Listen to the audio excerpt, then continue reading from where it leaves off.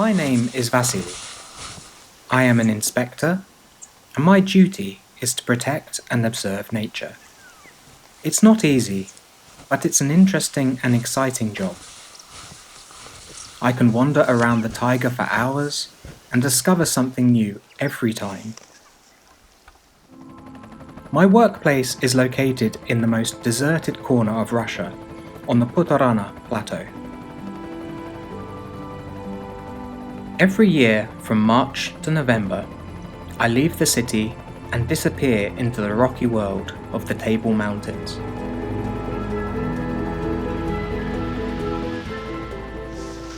I will say right away that this is not a romantic or a lucrative world. Life in the taiga is a constant work and a daily struggle for survival. But I can no longer imagine my life any other way.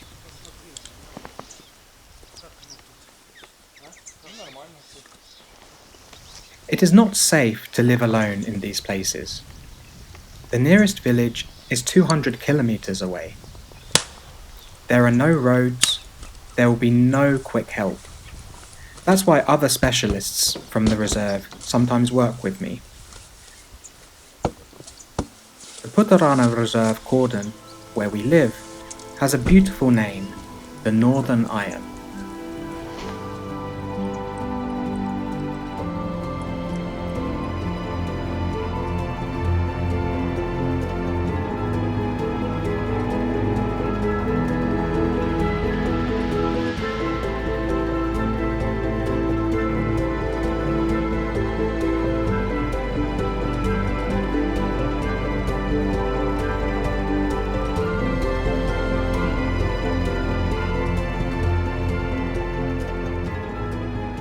The cordon is located at the northern end of Lake Ayan, in the central highest part of the plateau.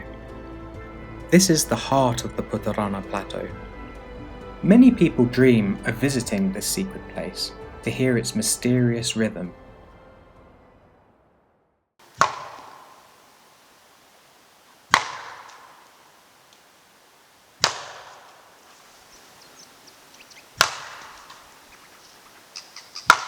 In winter, in these parts of the Arctic Circle, there's almost no one to protect the nature here, and indeed, no one to protect it from, as poachers do not visit these snowy deserts this time of year. Therefore, the cordon opens only at the very beginning of spring. However, even in March here, frosts fall to below 40 degrees, reminding us of the proximity to the Arctic. With the approach of spring, the weather can change dramatically, and frosts are replaced by prolonged, inclement weather. Sometimes, bad weather delays the arrival of inspectors to the cordon, since you can only get there by helicopter. This time, we arrived late. It's already mid-April. Soon the bears are about to wake up, and this is our first headache. In search of food, they can visit the cordon and route it, so I always try to fly in before they wake up. Every day, the sun warms up more and more. As such, the bears are about to wake up. To count their number, inspectors set photo traps near trees, to which bears come every spring to refresh their boundaries. Вот так нормально.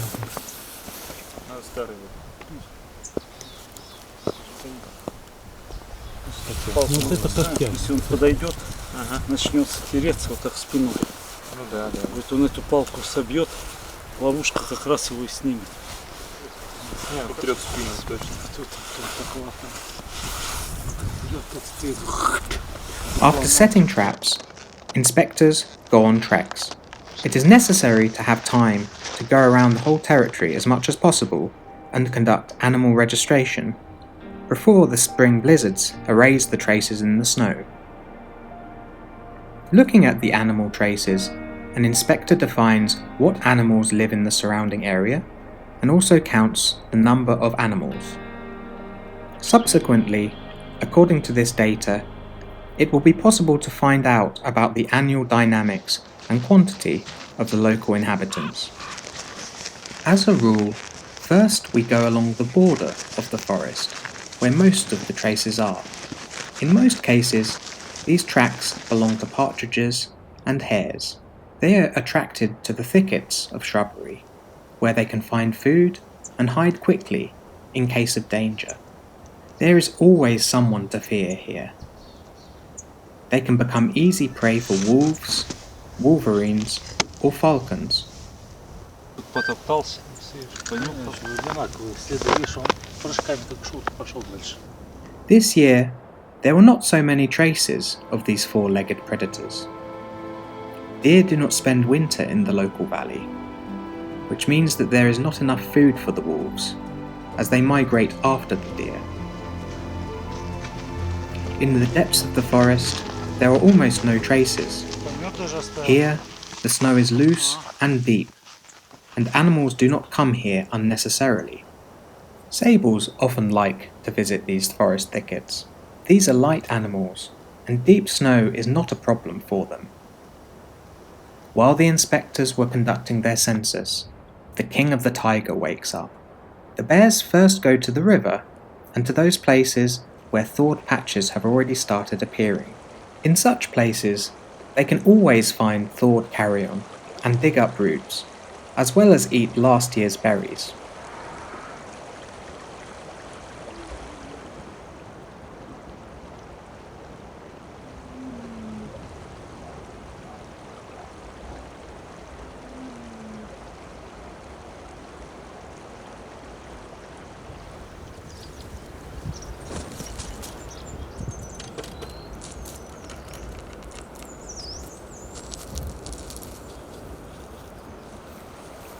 One time, I watched as a bear decided to get a taste of fresh venison by chasing a deer. Obviously, the bear was still young and didn't know that for such a hunt, you need to be a sprinter.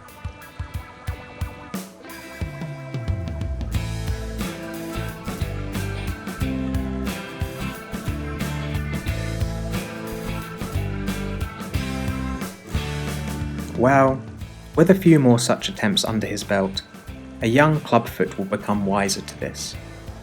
A sure way to find something edible is to tirelessly trample your paws and trek for miles. Watching bears is always interesting, and photo traps help inspectors to observe them. It's time to check them out. The first tree has little space for the clubfoot. He rolls the photo tap up by his side and starts waving his back. Swinging his paws over his head, the bear makes scratches on the tree trunk and marks the boundaries of his territory. The higher the scratches on the tree are, the scarier the owner. Another photo trap has recorded an unsuccessful attempt by a clubfoot to catch up with a deer. Oh, what a failure! Deer run fast. Bears' attempts to catch up with the deer remain fruitless in most cases.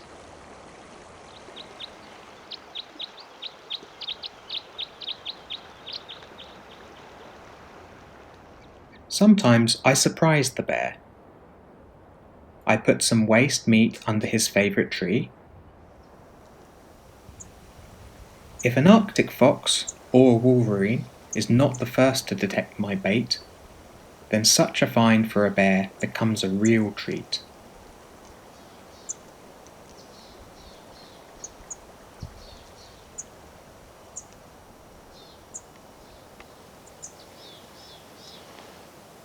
Several young bears often live on the territory of larger male bears. They also choose their own trees and announce their presence. However, these teenage bears never claim trees that belong to the larger bears. At least, our photo traps have never recorded any such attempts.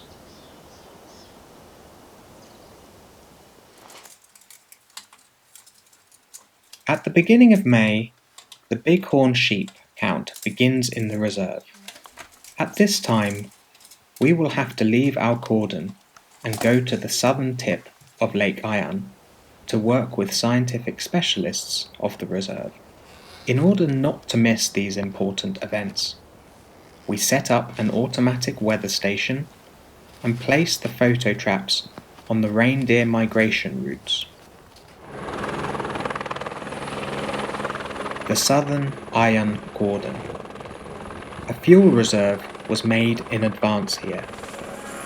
The scientists will have to fly around all of the hidden corners of the plateau and find the rarest inhabitant of the Putorana Plateau, the snowy sheep, known as the bighorn.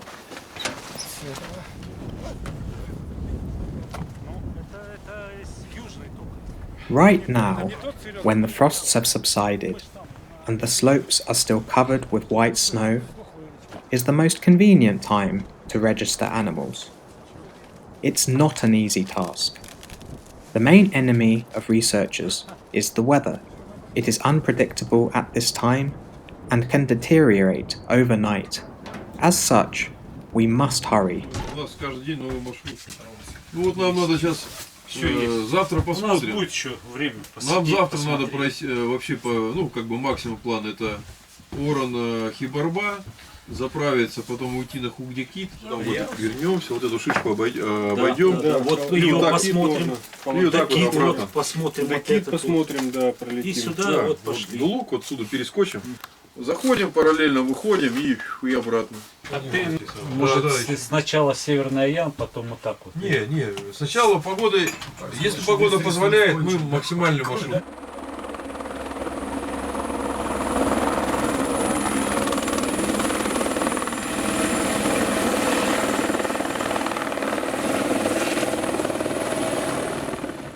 The Putorana subspecies of the bighorn is listed in the Red Book of Russia and is endemic to the plateau. The exact number of these animals is not known, and a full-scale count has never been carried out. The area where bighorn sheep dwell is just too large and hard to access. To date, only their approximate number is known, around 2,000.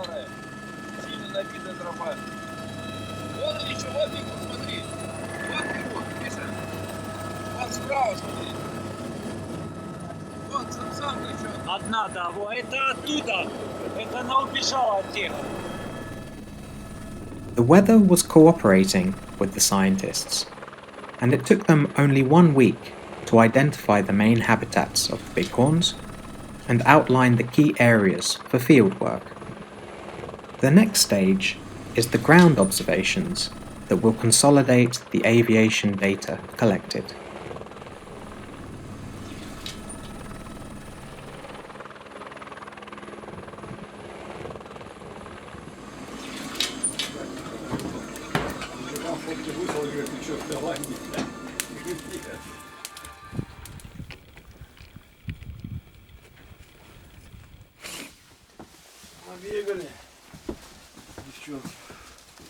Нет, самок мало, самцов больше, видишь, фотографировали.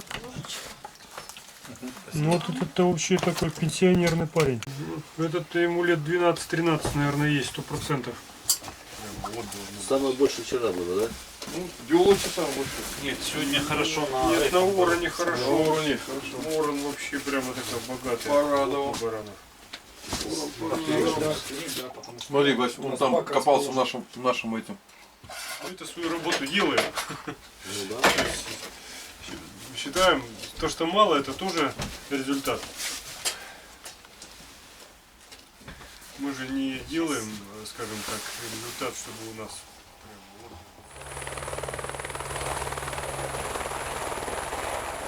A helicopter transported the inspectors for the ground observations to one of the most beautiful places on the plateau, the valley of the Duluk River.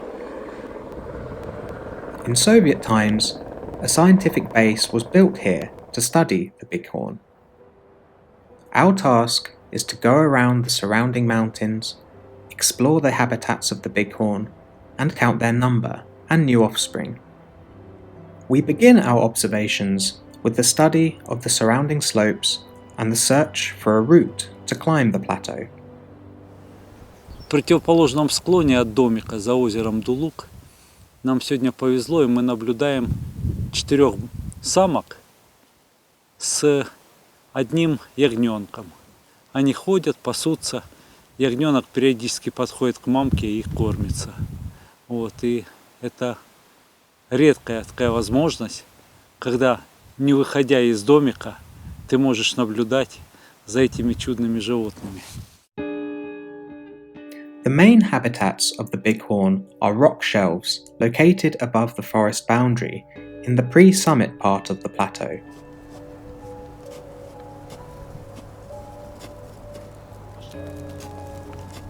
There are very few safe places to climb in the valley of the Duluk River. The group is going to have a difficult and grueling climb. Надо туда идти завтра. At the top of the plateau, we have a little rest and a snack. We carry firewood with us to make tea. Trees no longer grow on the top of the plateau. A hot drink will give us strength to walk another 12 kilometers and return. Что-то непонятно где, куда делись самцы с того склона. Ушли куда. Понятно, там вверху не видно, здесь не видно.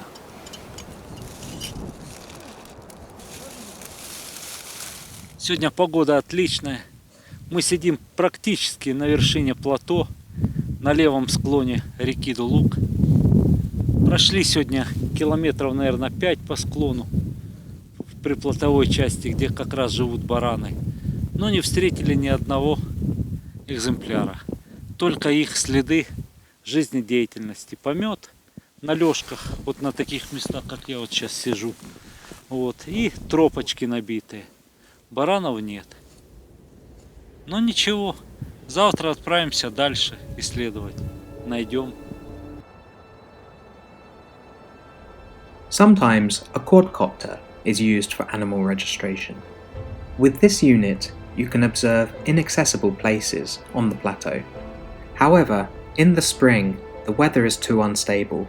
Strong winds blow down the slope, and there is great danger of losing this expensive equipment. During this period, the capabilities of the drone are limited, so hiking routes are considered much more reliable. During one of these treks, we saw a lone lamb. He didn't run away, and we didn't immediately understand what had happened. As it turned out, he had injured his leg and could no longer follow his mother. His herd had left him there alone, and though we felt sorry for this little guy, there is nothing one can do about it, as these are nature's laws. The spring work on the bighorn registration is over. The scientists are waiting for summer work and long trips ahead. The inspectors return to their cordon on Lake Ayan, where the spring changes in the landscape are clearly visible. Every day the cold mildens, and proof of this is the migratory birds. They actively feed in the shallow waters to gain strength for a further flight northwards. In the inspector's absence, the photo traps they set up have collected quite a lot of data. Only females and young are caught in the lenses of these traps, and they are the first to make their way north. Usually, the first wave of reindeer migration begins in mid-April, in the valleys, on the slopes of the plateau, on the flat-top peaks. Herds of reindeer appear everywhere. They travel from the southern outskirts of the Putorana Plateau, where they spend the winter, to the expanses of the Taimyr tundra. It is believed that the reindeer are led by an experienced and old female. In fact, this is not the case. The herd can split or change direction at any time, and the leader can be different. In fact, there are no permanent leaders, only a direction. It is invariably the same every year, to the north, to the endless tundra. This footage was shot in 2003, At that time, according to the estimates of some scientists, about 1 million reindeer wandered around Taimyr. Today, migration represents a meagre sight. The reason for this is human greed and recklessness. In recent years, the demand for wild reindeer meat has increased dramatically. The massive and uncontrolled shooting of animals for their meat and the cruel harvesting of antlers and leg skins will inevitably lead the Taimyr population of wild reindeer to the point of no return. If there is no strict control in the coming years, then wild reindeer may disappear, as happened in Canada last century. Reindeer are the main link in the chain of interconnections of the fragile northern nature. As soon as these chains are broken, this wild corner, Taimyr, of our large country will become empty.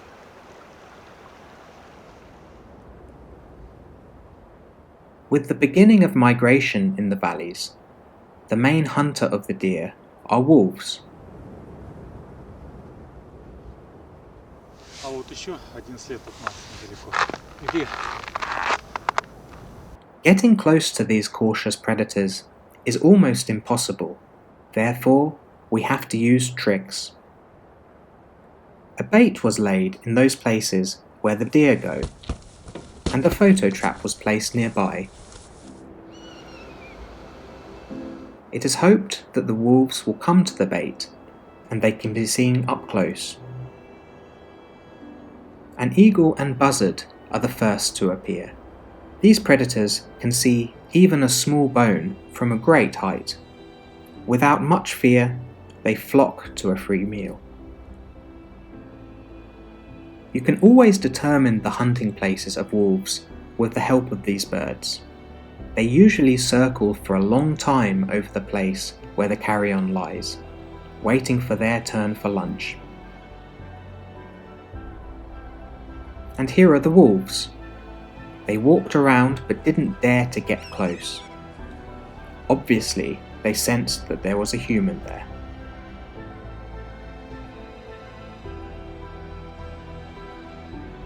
As for the wolverine, it did not become ceremonial about the feast. She simply picked out a bigger piece and dragged it to a secluded spot.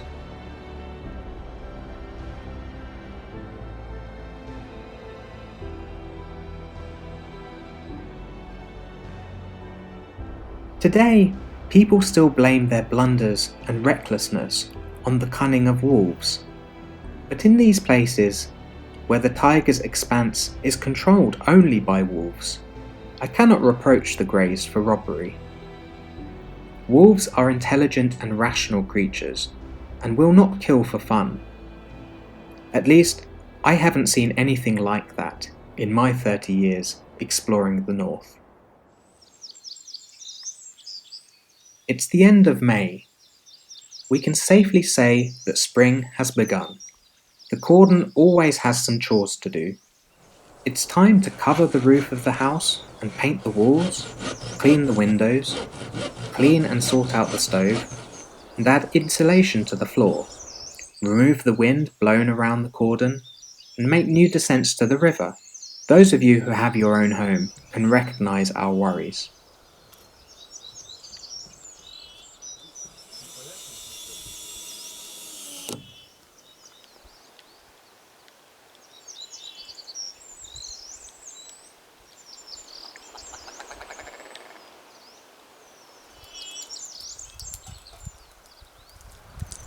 This is time for the soul.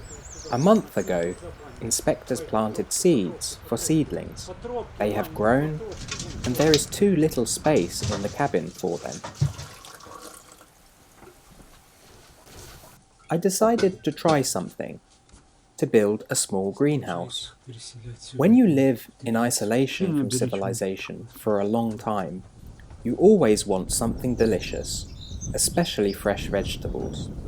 To grow cucumbers and tomatoes in the Arctic Circle, in the mountains at an altitude of 500 meters, where the weather is unpredictable, is not an easy task. I have never had such an agronomic experience. Anyhow, if it doesn't work, the greenhouse can always be converted into a small economic warehouse. June breaks onto the plateau rapidly. It brings with it heavy rains and strong winds.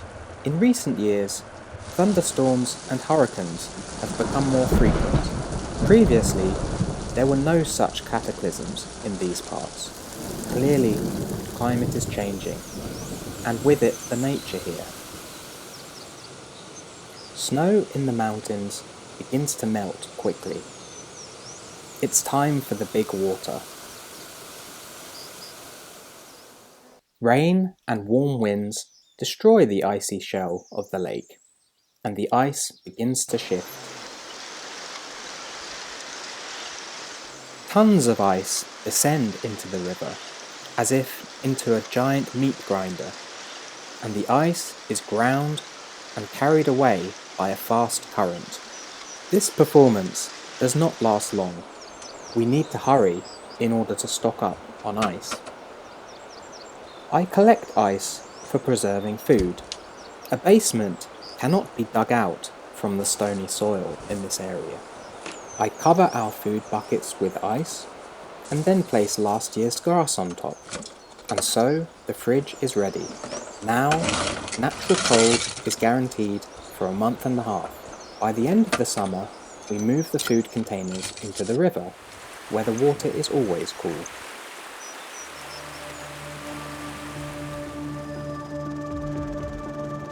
The Putorana Plateau is famous for its waterfalls. There is active thawing in June, and the waterfalls become full-flowing and spectacular. There are a huge number of them on the plateau.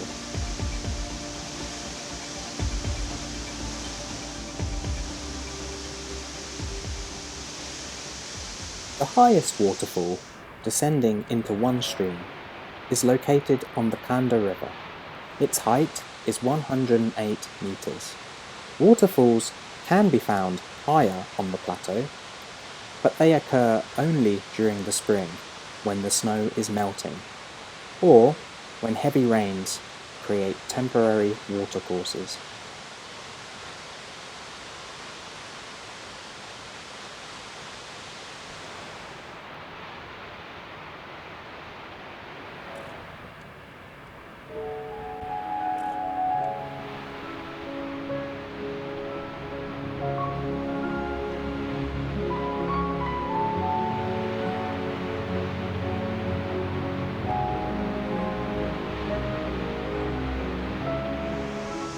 The biggest waterfalls drop into the largest rivers of the plateau. Undoubtedly, these beautiful natural creations are the hallmark of the Putorana Plateau. The occasional rare tourist will seek for them. The plateau waterfalls are a beautiful sight, but unfortunately, most of them are located so far away that only wild animals and birds get to admire them.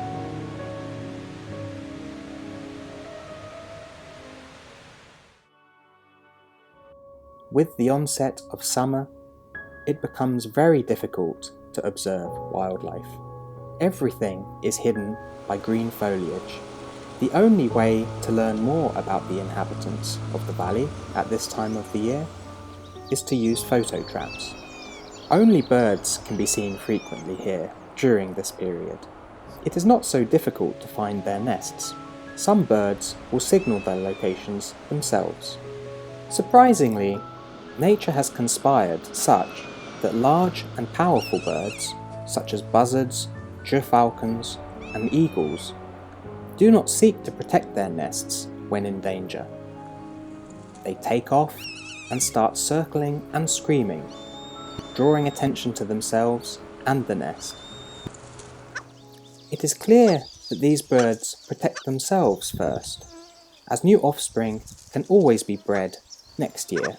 But why then do smaller birds, such as partridges, thrushes, terns, and skuas, fearlessly attack people when defending their nests?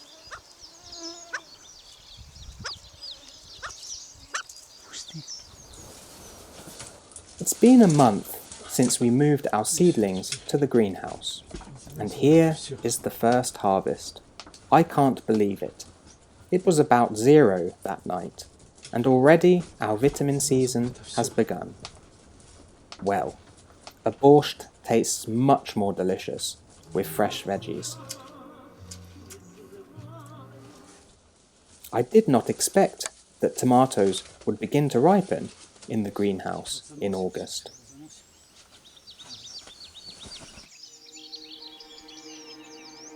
The installed photo traps delivered unexpected shots.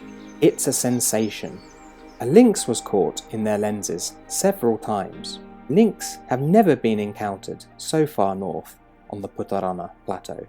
Now the inspectors will have to find its den and keep surveillance over it. With photo traps, it has become much more effective to observe the secretive inhabitants of the taiga. Now the inspectors have learnt that 3 bears of different ages live in the vicinity of the cordon. They do not feel too cramped in the area just yet. However, very soon the young will begin to claim territory for themselves, and the old owners may have to cede and retire. However, judging by the size and confident gait of this one, he is not going to give up just yet. These 3 months in the Ayan cordon flew by unnoticed. A helicopter arrives tomorrow with one of my colleagues. Once again, we're going to have new trips, nature observations, and household work to fulfill. The inspector's work is constant and uninterrupted. There are no days off in the cordon. Thus, summer will pass quickly and autumn will creep up almost without notice, which in turn will soon be replaced by winter, and I will have to leave the cordon for a while. Next year, in the long-awaited spring, I will go once again to the Putorana Plateau, where my favourite job and sweet home await in the North Ayan cordon.